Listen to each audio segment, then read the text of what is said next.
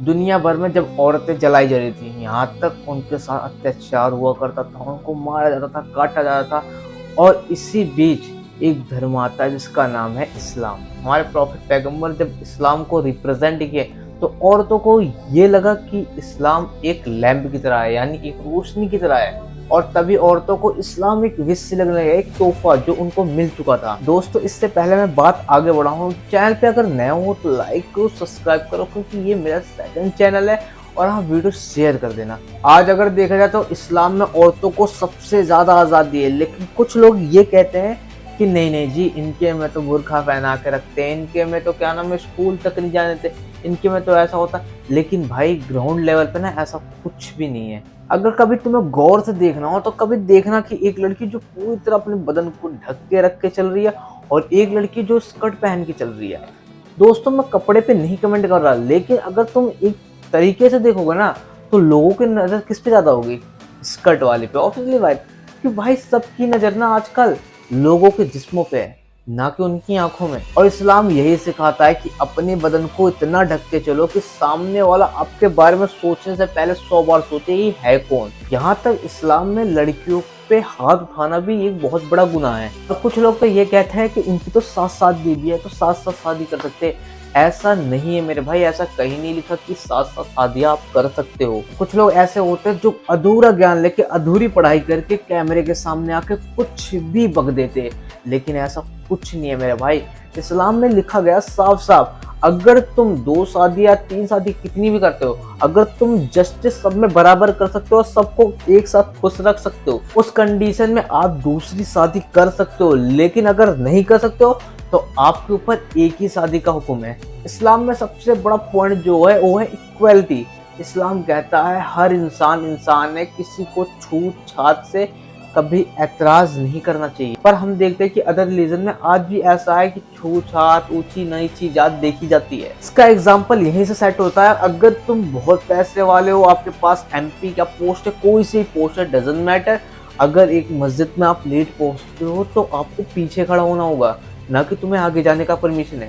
यहाँ तक आपके बगल में कोई भिखारी खड़ा हो या कोई कबाड़ी वाला खड़ा हो, चाहे वो कितनी भी गिरा काम करता हो, उससे मतलब नहीं, आपको उसके बगल खड़े होकर ही नमाज अदा करनी होगी। और ये इस्लाम के सबसे बड़ा पॉइंट है। दैट्स वाई इस्लाम में कन्वर्जन बहुत ज्यादा हुए हैं। जाहिर सी बात है, अगर जिस बंदे को कहीं क्या नाम इज्जत नहीं मिलती, वो वहां रहना नहीं पसंद करेगा मेरे भाई। इस्लाम यहाँ तक तुम्हें कभी भी ये हक नहीं देता कि तुम किसी दूसरे धर्म की बुराई करो, चाहे उनका रब कैसा भी हो, चाहे सच्चा हो झूठा, लेकिन तुम्हें बुराई नहीं करनी। बिकॉज अगर तुम उनकी बुराई करोगे तो फिर वो तुम्हारी भी धर्म की बुराई करने में थोड़ा भी कतराएंगे नहीं। हम हमेशा दिमाग को ठंडा और जुबान को नरम यूज करने को कहता है, क्योंकि हमारे पैगंबर साहब के ऊपर जब एक औरत, नादान औरत थी, जो हमेशा उनके ऊपर आते जाते कूड़ा फेंकती थी, पर कुछ दिन बाद वो कूड़ा फेंकना बंद कर दिया। हमारे पैगंबर साहब को लगा कि आखिर क्या हो गया, औरत गई कहाँ? पर पता चला कि वो बहुत ज्यादा बीमार है। पर हमारे पैगंबर जाकर उन्हें देखने तक गए, तो उस औरत को लगा ये कौन सी शख्सियत है कि मैं इतना उसके ऊपर जुल्म करती थी, ये हमें देखने आया। तो ये चीजें डिफाइन करती है कि किसी के साथ बुरा मत करो। अगर तुम्हारे साथ बुरा हो रहा है तो वो देख रहा है, वो बहुत सबरदार है और बहुत क्या नाम है, बहुत किफायत, बहुत अच्छे से जस्टिस करने वाला है। पर आज के लोग जरा जरा सी बातों से लड़ने झगड़ने लगते, एक दूसरे पर गोलियां चलाने लगते।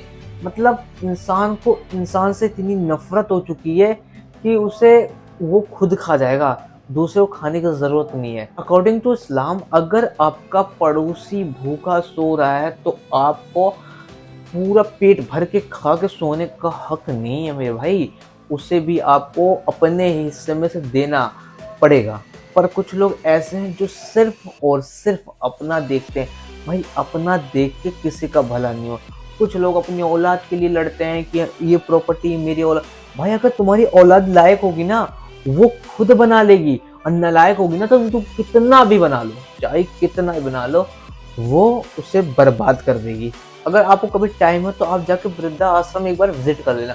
वहां आप जाओगे ना तो एक चीज देखोगे कि वहां कोई मुस्लिम का नहीं बंदा मिलेगा। रीजन क्या है? इस्लाम कहता है अगर तुम अपने माँ बाप का तुम सेवा नहीं कर सकते, अपने माँ बाप को इज्जत नहीं दे सकते, तुम्हारा रहना इस दुनिया में वैसा ही है जैसे एक सूखा पेड़। इस्लाम कहता है माँ जो तुम्हारी होती है ना वो जन्नत होती है, और जो आपका बाप होता है ना वो जन्नत का दरवाजा होता है।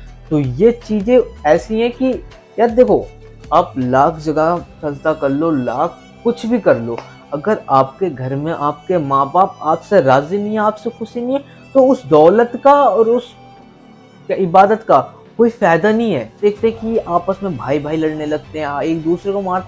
लेकिन इस्लाम में ये कहा गया कि अगर तुम्हारा भाई, अगर तुम्हारा बड़ा भाई है तो वो का जो दर्जा है ना वो बाप का दर्जा है।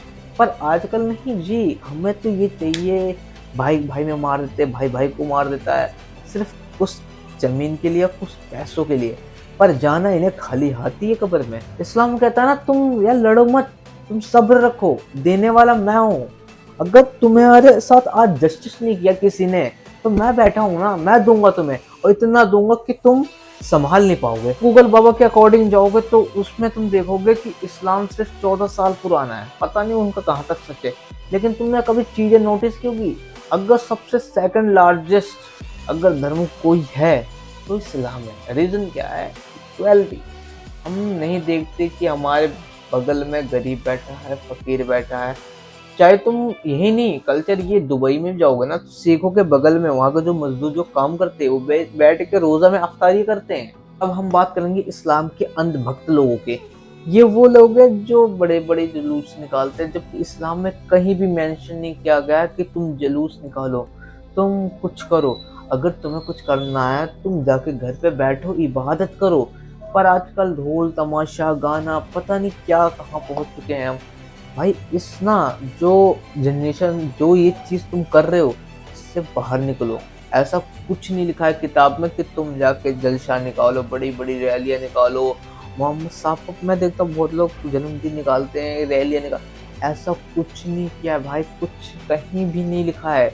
भाई तुम अगर कुछ करना चाहते हो ना तो इबादतें करो, 5 वक्त की नमाज पढ़ो, किताब पढ़ो, ये एनफ है। और अपनी माँ बाप की ना सबसे पहले इज्जत करना, कभी उनके साथ गलत व्यवहार करना ही मत। तो आज की वीडियो में बस यही इतना एक्सप्लेन करना चाहूँगा कि इस्लाम क्या है और किस जगह से उठा है, क्या चीज़ है। तो आज की वीडियो मेरी यहीं तक थी। वीडियो अच्छी लगी तो लाइक करो, सब्सक्राइब करो, और हाँ वीडियो फैला दो। नेक्स्ट वीडियो में मिलते हैं, और तब तक के लिए खुदा हाफिज़।